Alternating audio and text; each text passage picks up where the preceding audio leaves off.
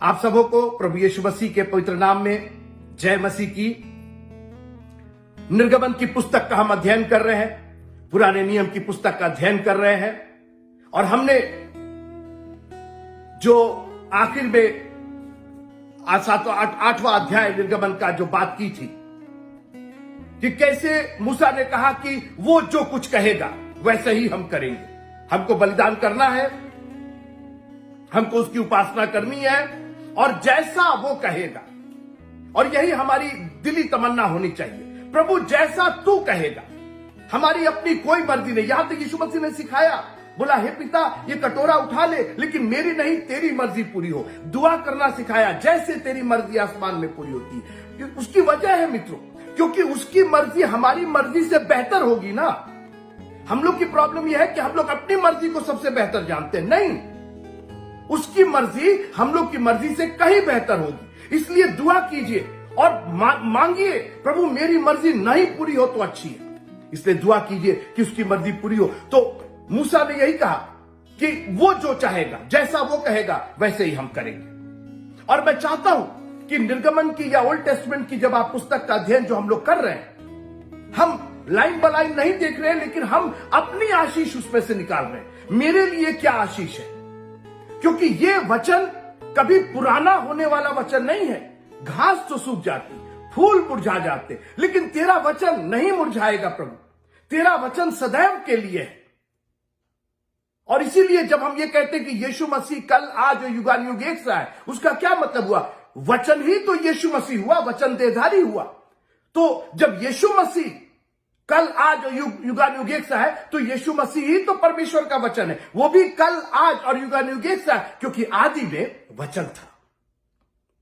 और इसलिए इस वचन में अपने लिए निकाल लीजिए कि आपकी क्या आशीष है। व्हाट डू यू, उसने कहा सिर्फ दामन छुएंगे, हमको दामन वाला हिस्सा दे दीजिए। आज हमको पूरा बागा चाहिए, पूरे पोशाक चाहिए, हमको पगड़ी भी चाहिए और टोपी भी चाहिए और कोट भी चाहिए और पैंट भी चाहिए और सब। उसने कहा प्रभु जी अपने दामन का एक छोर दे दीजिएगा हमको, उतना ही मेरे लिए काफी है।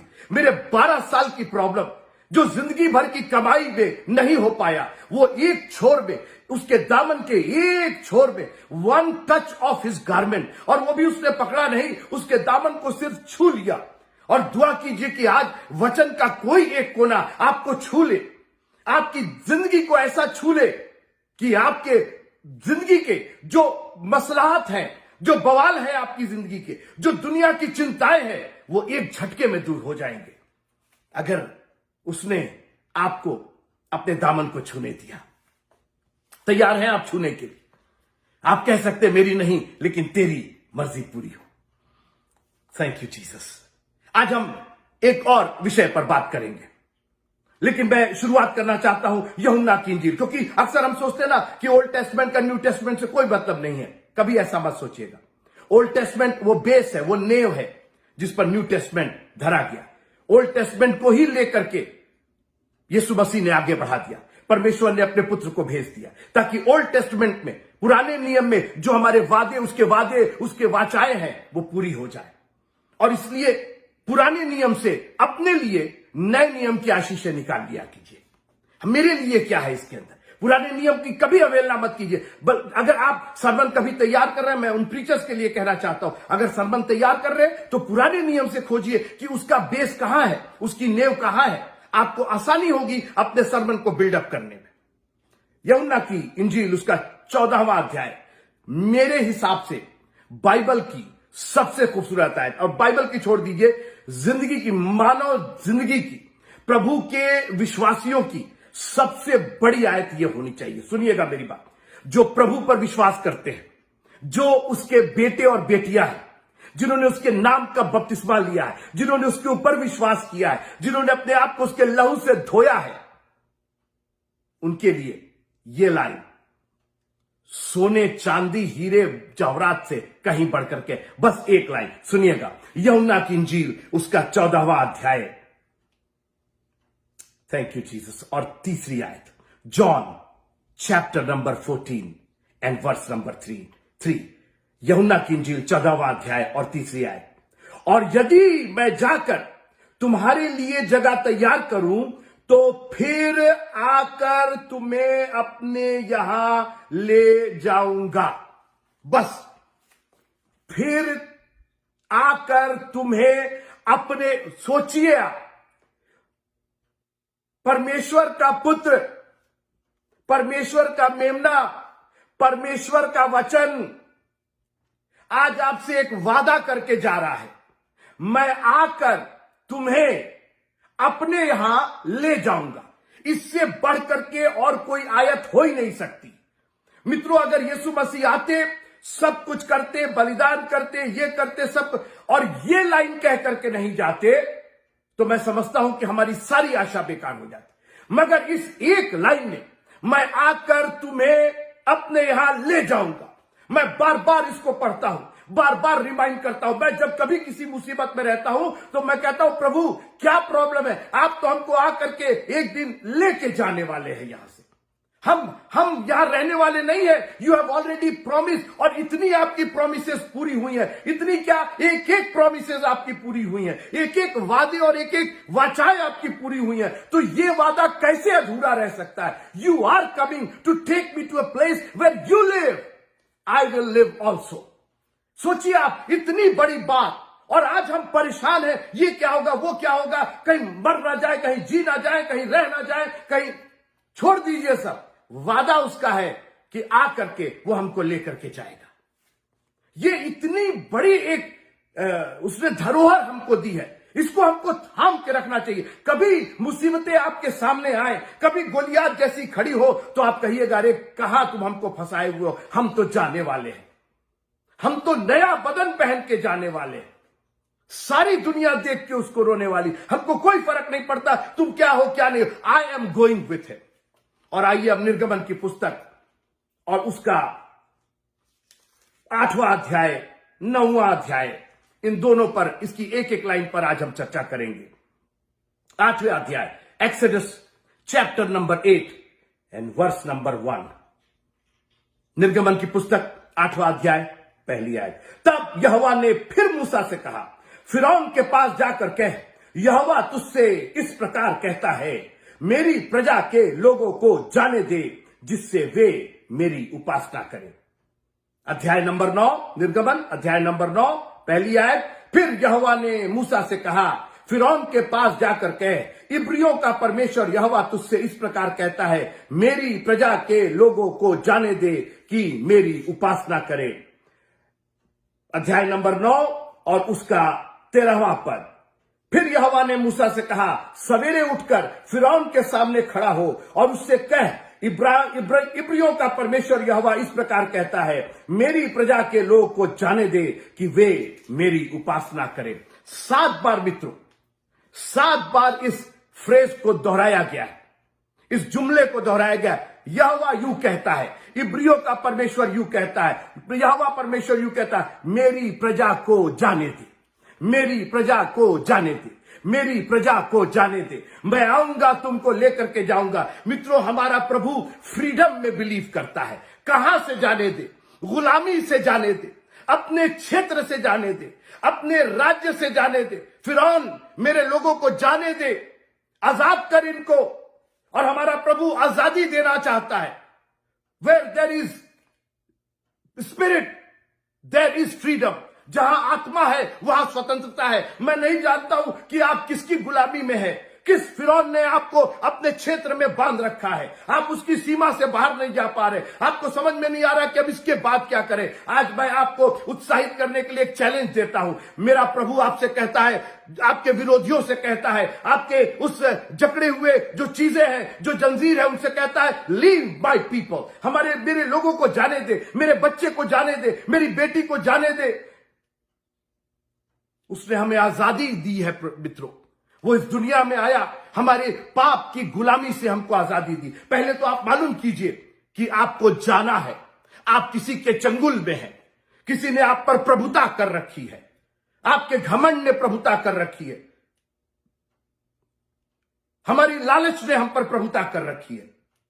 फिरौन बने हुए हैं ये चीजें, हम उस सीमित दायरे में हो गए हैं। लेकिन एक काम कीजिए, आज तैयार हो जाइए, क्योंकि आपके प्रभु का यह वचन है, और जो उसने कह दिया आसमान और पृथ्वी टल जाएंगे, उसकी बातें नहीं टलेंगी। उसने कह दिया मेरे लोग को जाने दे, तो अब तैयार हो जाइए जाने के लिए। मित्रों, जब आप ट्रेन पर जाते हैं यात्रा करने के लिए, तो आप आधे अधूरे मन से नहीं जाते। आप स्टेशन पर पता नहीं ट्रेन आएगी कि नहीं, पता नहीं हम जाना मांगते कि मित्रों, जब आपको मालूम हो गया आपको जाना है, when you arrive at the rail station, जब आप रेलवे स्टेशन पर पहुंचते हैं, आप पूरी तैयारी के साथ, आपका सूटकेस, आपका सामान, आपका बैग, आपका एक एक चीज उसके अंदर रखा हुआ, आप बिल्कुल तैयार है, आप अलर्ट है, ट्रेन आएगी, आपको मालूम है हर चीज, सब चीज फ्यूचर में है। ट्रेन अभी आई नहीं है, लेकिन ट्रेन आएगी, हम चढ़ेंगे, ट्रेन चलेगी, हम पहुंचेंगे अपने डेस्टिनेशन पर। और आप पूरे मन के साथ, मैं आपसे पूछना चाहता हूं, आप प्रभु के साथ जाने के लिए तैयार हैं? अगर तैयार है तो ये आधी अधूरी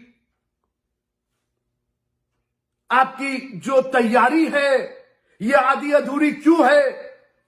जी, मुझे मालूम है आप जाना चाहते हैं, मगर आपने मशालों के साथ कुप्पी में तेल क्यों नहीं लिया है? अभी तक क्यों आपकी कुप्पियां खाली है? अब तक तो आपकी कई एक कुप्पियां तैयार हो जानी चाहिए थी। आधी रात को धूम, आप तो दूल्हे से मिलने के लिए गए, ये आधी अधूरी तैयारी मित्रों आपको दूल्हे के घर से हमेशा के लिए दूर कर देगी। आज हम चर्च नहीं जा पाते, आज दशवांश देने में हमको दिक्कत हो जाती, आज चर्च के लिए कुछ करने में हमको दिक्कत हो जाती। ये आधी अधूरी तैयारी हमको नहीं जाने देगी। और जानते हैं तैयारी मन से होती है। लूत की स्त्री निकल तो गई थी, जा तो रही थी, लेकिन आधे अधूरे मन से जा रही थी। और आपको मालूम है उसका हश्र क्या हुआ। मैं नहीं जानता हूं कि आप किस तैयारी में हैं, क्या तैयार कर रहे हैं, कितनी तैयारी है आपकी। आपकी मशालों में तेल है कि नहीं है, आपकी कुप्पी में तेल है कि नहीं है।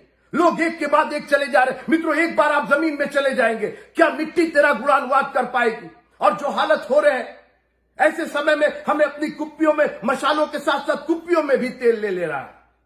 मेरे लोगों को जाने दे। हमारे प्रभु का यह वचन 3 लोगों के लिए है। एक तो फिरौन के लिए, एक उन इस्राएलियों के लिए, और एक हमारे और आपके लिए। फिर से सुनिएगा, एक वचन 3 लोगों के लिए। पहले तो फिरौन के लिए, हमारे लोगों को जाने दे, और इस्राएलियों के लिए, उनको भी जानना है कि अब जाने का वक्त आ गया है, अब वाचा और वायदे पूरे होने का समय आ गया। हां, 430 साल तक हम गुलाम थे, 430 साल तक हमने बहुत झेला है, मगर this is the time that we need to leave. अब ये टाइम आ गया कि हम छोड़ दें। और मैं नहीं जानता हूं कि मैं किसको प्रचार कर रहा हूं, मैं किसकी बात कर रहा हूं, लेकिन आप में से बहुत से लोग अभी बंधे हुए हैं। आप ये सोच रहे हैं अरे अभी कुछ दिन और रह गए। नहीं मित्रों, 400 साल अगर उसने कहा है, अगर इस्राएलियों के लिए कहा कि 400 साल के बाद उनको मैं आजाद करूंगा, मैं उनको कनान देश ले जाऊंगा, तो 400 साल ही होंगे, 500 नहीं होंगे, 4.5 नहीं होंगे, 4.25 नहीं होगा। और अगर खुदाबंद आज आपको निकालना चाहता है, तो आप क्यों बंधे बैठे हुए, आप क्यों जाने के लिए तैयार नहीं है? अपनी कमर कस लीजिए, सारे हथियार बांध लीजिए, ताकि आप इस यात्रा में निकल सके। मेरे लोगों को जाने दे। मैं बचपन से इस पर सुनता था, व्याख्यान सुनता था, और बहुत से बड़े बड़े टीचर सुनता था, और वो इसी लाइन पर अटक जाते थे, मेरे लोगों को जाने दे, मेरे लोगों को जाने दे। और मैं सोचता था कि हां, ऐसे ही तो लिखा हुआ है, मेरे लोगों को जाने दे। मैं उस पर गाने सुनता था, मैं उस पर आर्टिकल पढ़ता था, मेरे लोगों को जाने दे। लेकिन बाद में समझ में आया कि यह तो अधूरा वाक्य है। मेरे लोगों को सिर्फ जाने ना दे, मेरे लोगों को जाने दे कि वे मेरी उपासना करें। मित्रों, हम सब स्वर्ग में जाना चाहते हैं, मगर उपासना कोई नहीं करना चाहता है। आप स्वर्ग में जानते हैं क्या करें? मैं आऊंगा, सब चाहते। कहां जाना चाहते हो? आप पूछिए किसी से, गलीच से गलीच कोई होगा, पापी से पापी कोई होगा, वो भी स्वर्ग जाना चाहता। काहे के लिए जाना चाहते हो? वहां पे क्या करोगे वहां जाके? जी, उपासना कर। यहां तो उपासना हो नहीं पा रही। एक पर्पस के लिए वो आपको ले जाना चाहता है। मित्रों, आज के बाद से अगर स्वर्ग का ख्याल कीजिएगा, तो उपासना का भी ख्याल कीजिएगा, उसकी स्तुति, बड़ाई और प्रशंसा का भी ख्याल कीजिएगा। क्योंकि वो स्वर्ग आपको खाली पीने के लिए नहीं ले जा रहा है, आपको सिर्फ वहां मछली मारने के लिए नहीं ले जा रहा। वो आपसे अपनी प्रशंसा करवाएगा, और 24 घंटे उसकी प्रशंसा। स्वर्गदूत आपसे पहले, स्वर्गदूत उसकी प्रशंसा कर रहे हैं। हमको और आपको वो लेजर टाइम के लिए नहीं ले जा रहा, वो अपनी प्रशंसा कराएगा, वो हमारे बीच में होगा, हम उसकी प्रजा होंगे, हम उसको धन्य और धन्य और पवित्र और पवित्र और पवित्र कहेंगे। यहां हम कर नहीं पाते, वहां हम क्या करेंगे? ये एक संदेश था। पहला संदेश फिरौन के लिए, दूसरा संदेश इस्राएलियों के लिए, और तीसरा संदेश मेरे और आपके लिए, मेरी प्रजा के लोगों को जाने दे कि वे मेरी उपासना करें। आज प्रभु आपको निकालना चाहता, मगर पहले आपको यह वादा करना पड़ेगा कि वो जो चाहता है वो आप करेंगे। अगर वो अपने हिसाब से ले जा रहा है, अपने यहां ले जा रहा है, तो फिर जैसा वो चाहेगा वैसे ही आपको करना पड़ेगा। और जानते हैं वो क्या चाहता है? कि आप उसकी उपासना करें। और मैं आपसे निवेदन करना चाहता हूं, इस उपासना को, इस स्तुति प्रशंसा, इस बलिदान को, प्रभु की स्तुति और बड़ाई प्रशंसा करने को, उसकी सेवा करने को हल्की बात मत जानिएगा। क्योंकि वो अगर आपको निकालेगा, अगर आपको गुलामी से निकाल, आज कर्जे से छूट जाए, आज बीमारी से छूट जाए, काहे के लिए? What for? क्यों आप प्रभु की दुहाई दे रहे? केवल बीमारी से छूट जाए कि फिर हम अपने पाप में लिप्त हो जाए? तो फायदा क्या? तुम ऐसी बीमारी में पड़े रहो। वो आपको एक पर्पस के लिए आजाद करेगा। उसने कहा कि मेरे लोगों को जाने दे, और ये बोल दिया खाली पीने के लिए नहीं कि ये चले जाएंगे, छूट जाएंगे तुम्हारी, और फिर जाके अपनी नौकरी ढूंढेंगे। नहीं, ये मेरी उपासना करेंगे। फ्यूचर बता दिया कि ये कहां जा रहे हैं, ऑलरेडी सिक्योर कर दिया कि उपासना करने जा रहे हैं। I am already there, I am waiting for my people to come and worship me. आज खुदावन वेट कर रहा है। हमको तो सिर्फ संडे दिखाई देता है वर्शिप। क्यों मंडे को वर्शिप नहीं कर सकते? क्यों ट्यूसडे को वर्शिप नहीं कर सकते? He is waiting. अरे आराधनालय में जाएंगे, ये तो जंगल में जा रहे थे उपासना करने। मित्रों, मैं आपसे निवेदन करना चाहता हूं, आपकी जिंदगी कितनी भी जंगल भरी हो, उपासना करना मत छोड़िएगा, वर्शिप करना मत छोड़िएगा। Let every day be a Sunday for you. हर दिन आपके लिए रविवार हो जाए, हर दिन एक उपासना का दिन हो जाए, उसकी स्तुति प्रशंसा और उसकी महिमा करने का दिन हो जाए। मित्र, मेरे लोगों को जाने दे कि वे मेरी उपासना करें। आज प्रभु आपसे पूछना चाहता है, हम तुमको जाने तो देंगे, हम छुड़ा तो देंगे, वो कोई बड़ी बात नहीं है। उसने आगे कहा फिरौन से, फिरौन मैं तो तेरा कब से सत्यानाश कर देता, लेकिन मैंने तेरे को रखा है कि तू मेरी सामर्थ को देखे। मैंने रखा है कि इस्राएली मेरी सामर्थ को देखे, उनको आसानी होगी मेरी उपासना करने में। क्योंकि अभी तक तो वो तेरी उपासना करते रहे, अभी तक तो वो तेरी गुलामी में रहे, लेकिन अब वो मेरी उपासना करेंगे। आप तैयार हैं उसकी उपासना करने? अपनी गुलामी को छोड़िए। अभी तक मैं नहीं जानता हूं कि किसकी आपने उपासना की। अपनी नौकरी की उपासना की, अपने व्यापार की उपासना की, अपने परिवार की उपासना की, अपने रिश्तेदारों की उपासना की, पता नहीं किसकी उपासना की। अब तो वो ले जाना चाहता है अपनी उपासना कराने के लिए। और अगर आप उसकी उपासना करेंगे तो आपको जिंदगी नहीं, बहुतायत की जिंदगी मिलेगी। उसका इनाम है। उसने कहा कि जहां मैं रहूं वहां तुम भी रहो। वो अनंत में रहता है मित्रों, हम और आप भी अनंत में रहेंगे। वहां मौत नहीं होगी, वहां आंसू नहीं होंगे, वहां रोना और पीटना नहीं होगा, वहां सिर्फ आनंद ही आनंद होगा। वहां सिर्फ उसकी उपासना होगी, वहां सिर्फ उसकी प्रशंसा होगी, उसकी महिमा होगी। अपने आप को तैयार कीजिए कि वो आपको जब ले जाए तो आप उसकी उपासना के लिए पूरी तरीके से तैयार रहें। प्रभु आपको बड़ी आशीष दे। प्रभु ने चाहा अगले रविवार फिर आपसे मुलाकात होगी एक और विषय पर। निर्गमन की पुस्तक पढ़ते रहिएगा, 1-2 बार पढ़िएगा मित्रों, इट विल ब्लेस यू। आपको आशीष देगा। आप कहानी के रूप में नहीं, लेकिन अपनी ब्लेसिंग के रूप में इसको पढ़िएगा कि कैसे प्रभु ने हम लोग की ब्लेसिंग ऑलरेडी ओल्ड टेस्टमेंट में रख दी है, ताकि उसके द्वारा हमको आशीष मिल सके। आज भी वो चाहता है कि उसके लोग फ्री हो जाए, स्वतंत्र हो जाए, ताकि स्वतंत्रता के साथ उसकी उपासना कर सके। आपको कर्जे से निकालना चाहता है ताकि आप चिंता मुक्त होकर के उसकी उपासना करें। आपको चंगाई दे करके वो आपसे अपनी उपासना लेना चाहता है। जो भी आप मांगते हैं पहले कहिए, प्रभु अगर मैं इससे छूट जाऊंगी तो आपकी उपासना करूंगा, आपकी उपासना करूंगी। प्रभु में आप सबको बहुत बहुत जय मसीह।